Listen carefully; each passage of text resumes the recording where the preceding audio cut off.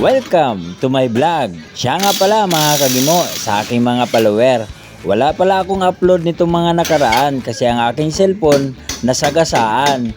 Kaya ito ngayon, ginamit ko muna ang cellphone ng aking anak. Shoutout nga po pala sa may-ari ng badyang ito. Shoutout kay Ate Milet.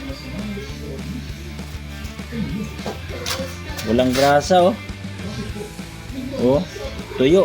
Ang trabaho ko pala ngayon, ang aayusin at maglagay ng mga grasa sa mga bearing.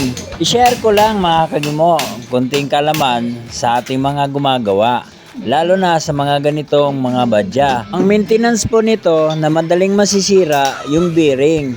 Kaya laging panatilihin na laging maraming grasa ang iyong mga bearing.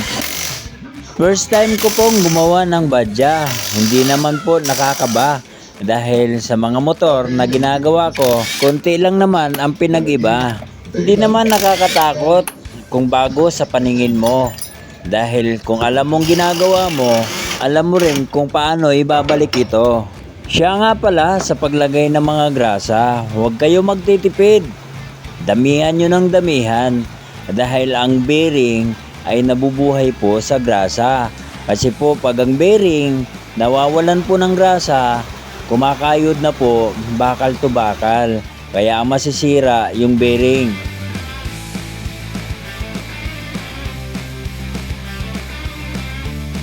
Ang pinagkaiba sa single na motor ay mayroon pong kadena. Ito naman sa badya ay mayroon pong tinatawag na propeller shaft. Ayan po, dinadamihan ko na maglagay ng grasa para hindi daling masira. Hindi po mahirap magkabit at magtanggal ng propeller shaft dahil pag binaba mo lang yung gulong, malalaglag na po at sigurado madali lang po siyang maibabalik.